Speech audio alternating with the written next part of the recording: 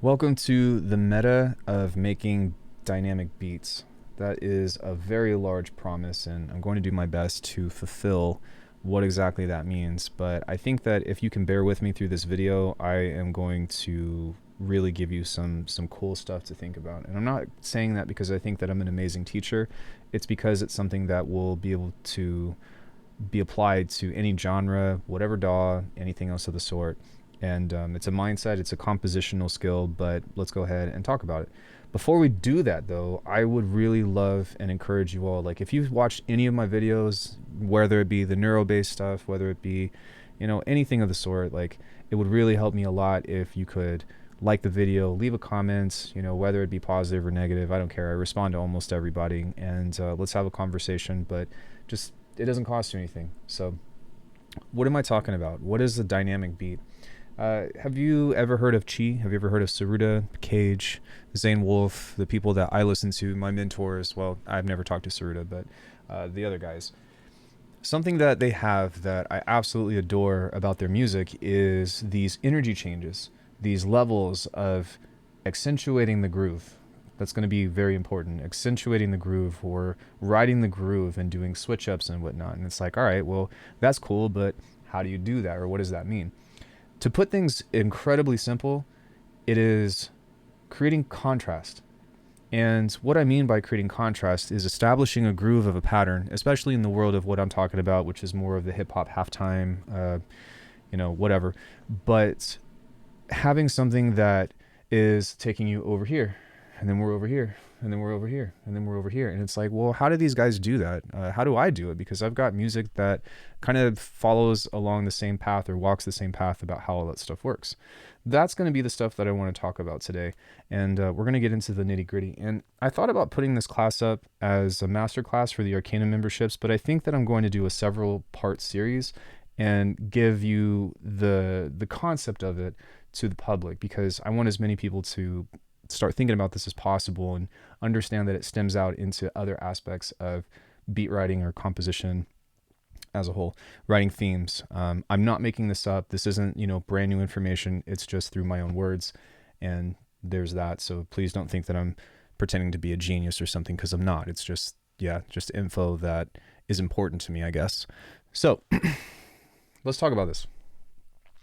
Starting off with a groove with any kind of beat, to me, is the first and foremost thing. I think that's where a lot of people struggle, right? So what I'm going to do today is I'm just going to cook something via beatboxing and kind of show you a dynamism about what I'm talking about. And then I'll show you with this project that I have pulled up from an older track, not older, but a track that I wrote in January. So I'm just going to grab a new thing. I'm going to maybe do this at 62. I'm going to leave the metronome on, and I'm going to make a beat with beatboxing. So let's make sure that this is ready to go. We need to add a bus, add a mono. There we go. Volt, apply. Let's see if that works. Testing. Here we go. So check this out.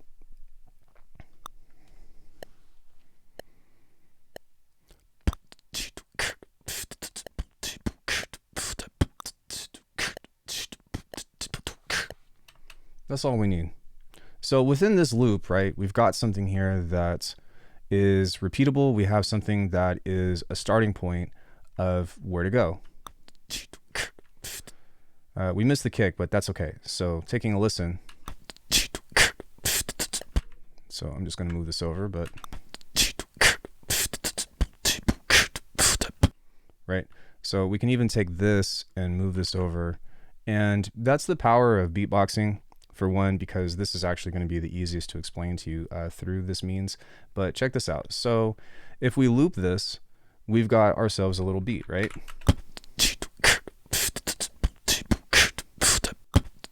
It's not perfect, but it's okay. But we have the groove, right? Now, if I wanted to create contrast with this, I could simplify, I could add more instrumentation, I could change the snare, I could change the kick, I could throw a low pass filter on it, but it's going to change the energy about what I have going on. So now if I were to record another thing like this, check this out.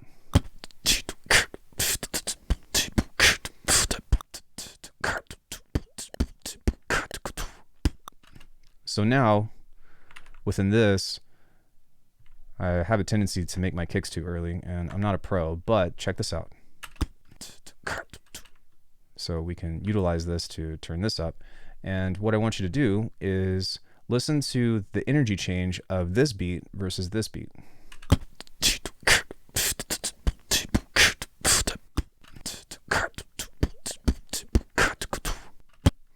You get what I mean? So we switched up the groove. It still has the same riding tempo. It still has the same thing. I know that this isn't quantized and all that other stuff, but this is purely from a compositional standpoint. But you see how when we talk about beat writing and stuff, getting to the groove in general is the first and most important part. But once you have that, the crazy thing about this is that if you were to take this and move this out to bar 5, check this out. Oh crap, what just happened? Well, now, if you take a look at this, we have added a switch up or a second piece to this. So I'm gonna go ahead and change the color of this. And now you can see that we've got section A, section B. Now you can do this with all different kinds of things or whatever, but if you were to put this over here, you know, with an 808 or something, and then do a key change, or even, you know, add a shaker to this, or it could be a smaller thing. Maybe what we do is we do the same thing where we take this idea and we make a small change to it, but we focus on this little guy right here, and we add in another layer to this. So we just do something like this. And it's not going to be perfect in rhythm or whatever, because obviously this beat is out of time, but that's not important. What is important is now we go.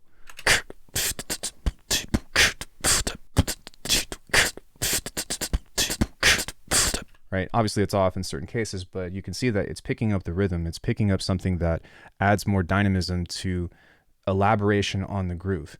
So one of my favorite things that both Chi and Saruta do in their beats is like they'll have something that's like really hard hitting, right? So it'd be like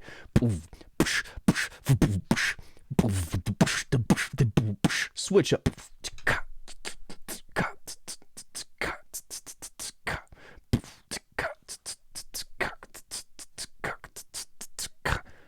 and suddenly it's like we're up here and now we're down here and now we're changing. And I kind of just want to expose this concept to you because it's a way that really gives life to your beats. It really helps make things seem like they are a lot more elaborate. It makes it seem like you're really taking somebody on a ride with a single groove, and you can switch the groove up if you want to, and we can talk about ways to utilize compositional tools such as transitions and breaks and stuff to go into a completely different musical direction. But first, in my opinion, there's this like tier list of getting this part, right? Like let's pretend like this is a lo-fi beat. Well, first we got to figure out how to craft this, right? And then let's say we make a whole song out of it.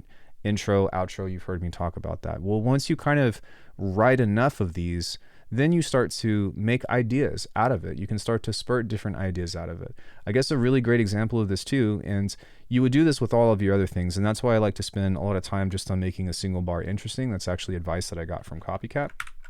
But let's say we've got this, and let's say I put just a little bit of work into it. Okay, so what I'll do is cancel. We're going to undo that real quick. And what I'm going to do now is just move this a little bit late. So that way everything is a little bit closer to making sense. We don't have to change everything, but there's certain rules that I'm willing to bend and certain rules that I'm not willing to bend. But now this should sound a little bit more cohesive. So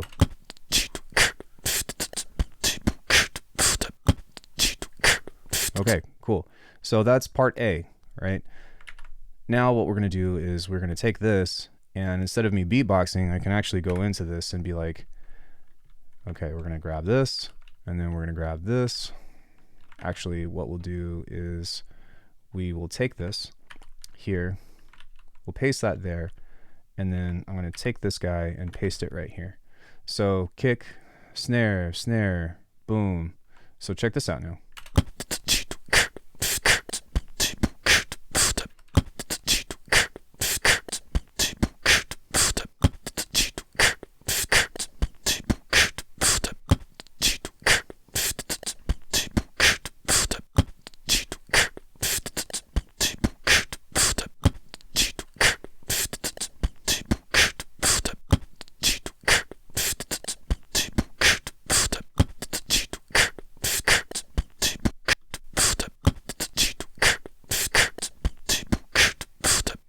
See what I'm saying?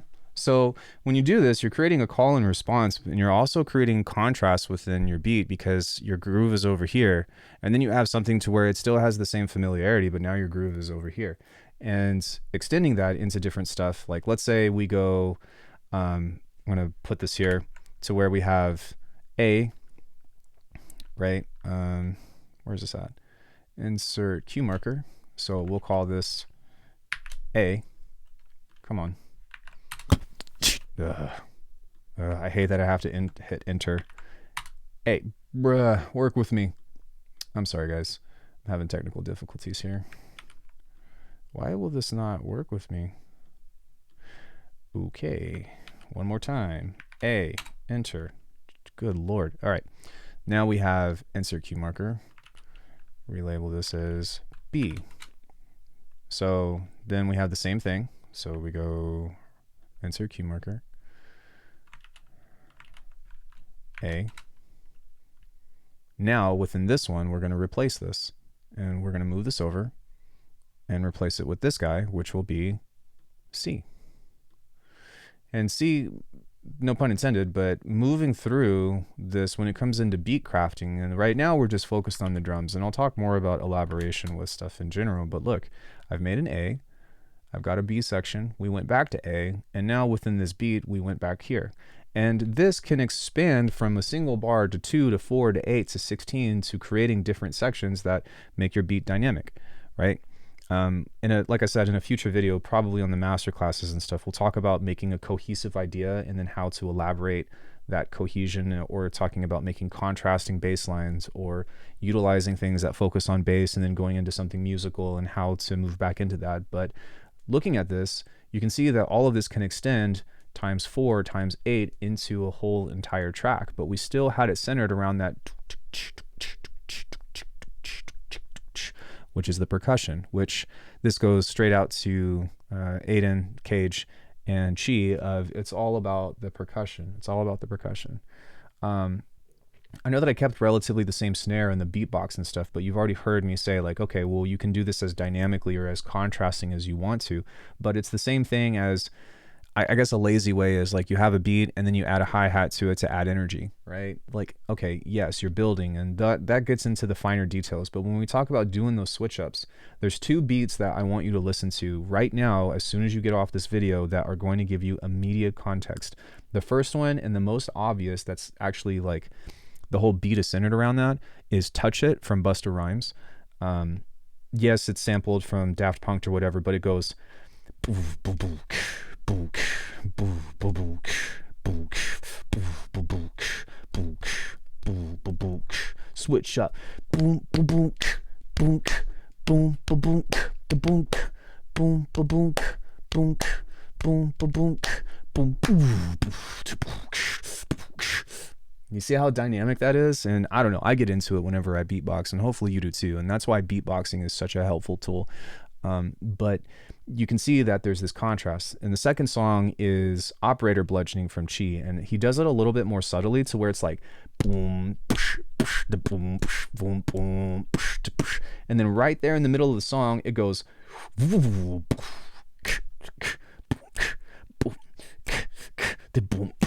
boom, the boom, boom, boom, and then goes right back into a more simplified beat. And when that brings it back, it sets me off, man. It's so cool. Trailblazer is another great example of that. If you listen to anything from Saruda, anything, like all of his beats are all about that. And that's why I appreciate his music so much, is because there's this section right here. Then there's this section to where it's kind of related, but might have a completely different bass line. Then there's another section, then it goes into something musical. And then we kind of pull back to these different sections that you start playing with. And it all makes sense. If you ever watch him work, he'll start with 1 bar or 4 bars or whatever, and he'll use the same drum loop and then make something out of it and then make something out of it. And then all you have to do is disperse that arrangement throughout the track. Now, there's a lot of questions that I'm sure that most people are wondering within this concept of, well, how do I make an interesting beat? How do I do all of that stuff? And that's the hard part, getting an interesting loop or an interesting beat for most people. There's probably gonna be someone in the comments that's like, I have the opposite problem. That's why this video is for you. But for most beginners or most people that are cultivating this, it's usually, I can't get it to sound right. I can't do all that stuff. And that's honestly just the hardest issue. And that's why I would say, like, seek mentorship from people that you admire. You know, I've hit up everybody that I look up to for lessons, and I still am willing to do that because I'm here to get better. I'm here to cultivate. But now that I have a small understanding of what they have given me, I'm able to kind of relay that in my own words about how I understand beat crafting as a whole. And so even if you can't do this technically, you can do it conceptually with your mind. So let's say I wanted to do a halftime track, right? And again, it's just another example, except now we're going to add and audiate more instruments as outside of just drums, right? So let's say I'm like,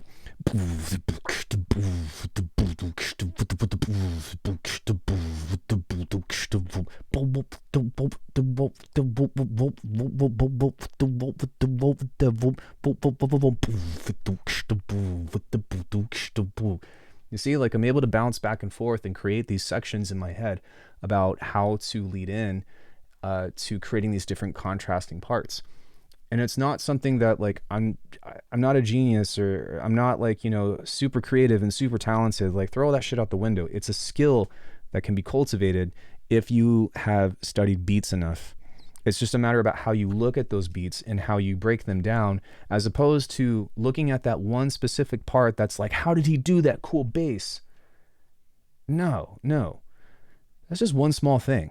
That's just one tiny piece of the puzzle, which, if you've ever read the first chapter of The Unfettered Mind, it's looking at a tree. And are you sitting here studying at all the details of the leaf to a granular level, and you can see that there's a little ant on there or whatever? Or are you looking back at the whole entire thing and seeing that at the end of the day, it's a tree? Being able to control that perspective and being able to look at something through that scope and then look at it from a 3D perspective, right? You're looking at a globe. Well, you don't just look at the globe from this direction. You see it from all of the dimensions that we exist within. Tangential, but it goes into the same thing about how you're looking at the way that these beats are structured. And if you're so fixated on how do I make that snare, how do I make that bass, then you lose the essence about what makes the song dope. And if the only thing that's dope to you is the sounds in the song or whatever, like, that's okay too, because some people are just sound designers. But if your goal is to make beats, then you need to study the composition of the beats, not so much worry about, you know, the little details, because all of those things are just elaboration of coloring and making 4 bars of this not so monotonous. Not to say that you shouldn't and that you can't, but that's what that stuff is for, because you're trying to diversify and make this part as much as interesting as possible. That's why we call, like, the music that we make is usually producers' music, because we're the kind of people that pick up on that kind of stuff.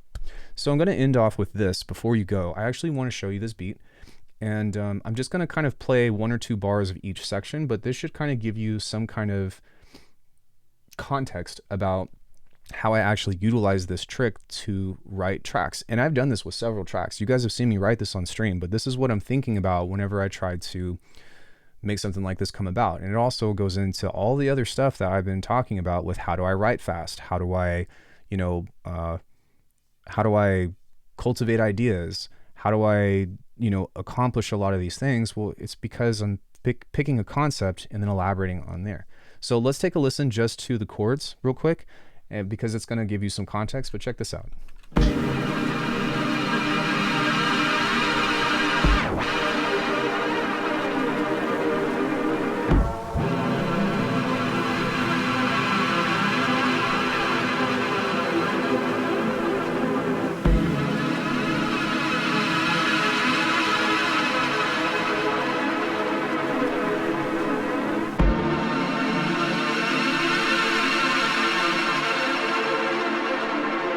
So let's skip ahead to the beat.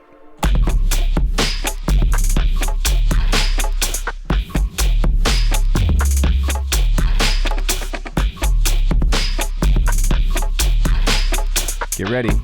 Here's the switch up.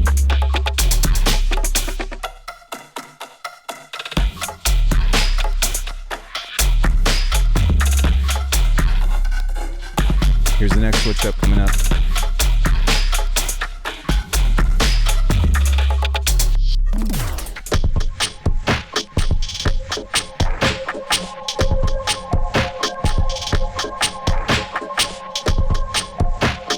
Here's the next switch up coming up.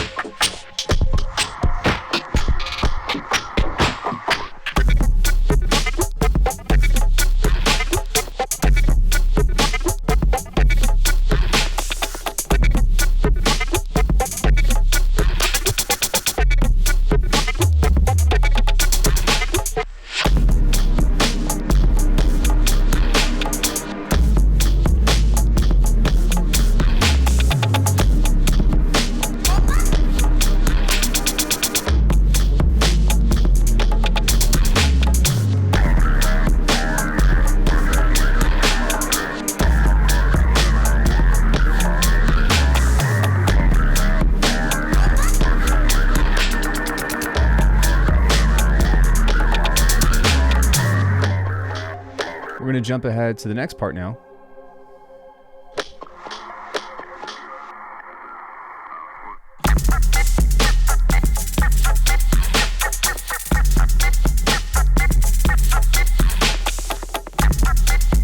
And then you're going to see that this track,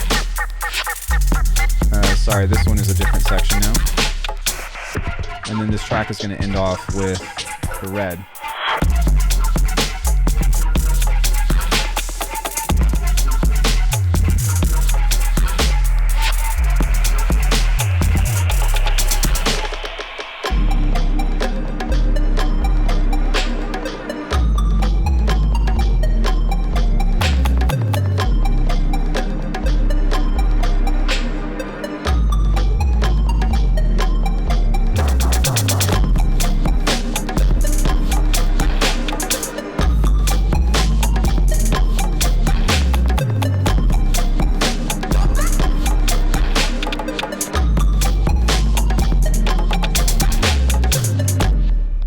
Hopefully that gives you all a little bit of context to what I'm talking about and how to do this. But the number one fundamental concept of how to cultivate is to go back to this and honestly, just do it via beatboxing. Just practice within your head, right? Especially if you love halftime, because halftime is a difficult genre to make. Do it with drum and bass, do it with dubstep. I don't care. It's just about audiating different sections in your head, right?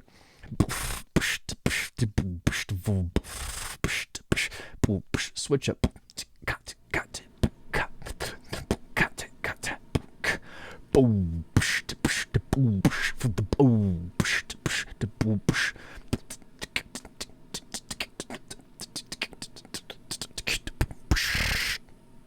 Get what I'm saying?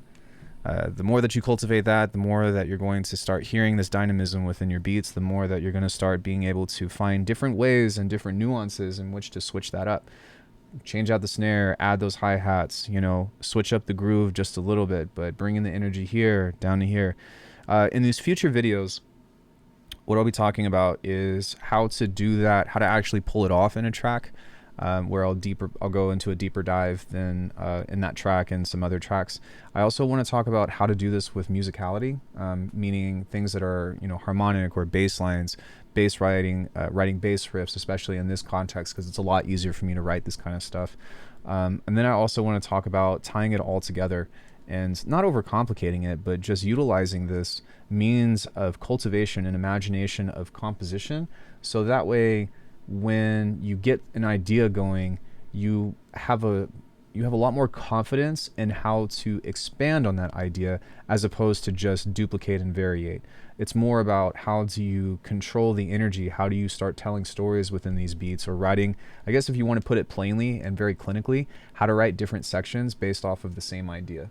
So Saruda, Chi, Cage, Zane, if you all watch this stuff, I've learned a lot from you all, and this is something that I've taken as a piece of cultivation, in my own words, from all of the studying that I've done through all of you. And I think that this stuff is just highly, highly valuable, man. I wish that somebody would have given this stuff to me when I was coming up, and now that I have it, I want to give it off to you and give you something in which to diversify and expand your own production with. And maybe, you know, if you got some lo-fi beats or something, you'll be like, man, maybe I could go back to that lo-fi beat and stop shopping for samples, but instead create another part, which is going to be the next video, I think, is how to start hearing samples and stuff out of context. It's going to be building off of one of the earlier videos that I have about being resourceful. But yeah, so now with the advertisements, if you like my sounds, alchemy.com. If you want to go over this more and elaborate over things, maybe consider booking a lesson with me. The best way and the easiest way, maybe not the best way, but the easiest way that you can support the channel is to just do exactly, you know, liking the video and just help me spread the word about this stuff. You know, I'm not saying that I am amazing or that I'm a genius, but I care about the music. I care about helping cultivate you, whoever's watching this, as a person, as an individual, and getting to like make the beats that you're really happy with, as opposed to how to sound like everybody else. So yeah, those are the conversations that I look forward to having. Anyways, thank you all. I really appreciate it. And I guess I'll see you in the next one.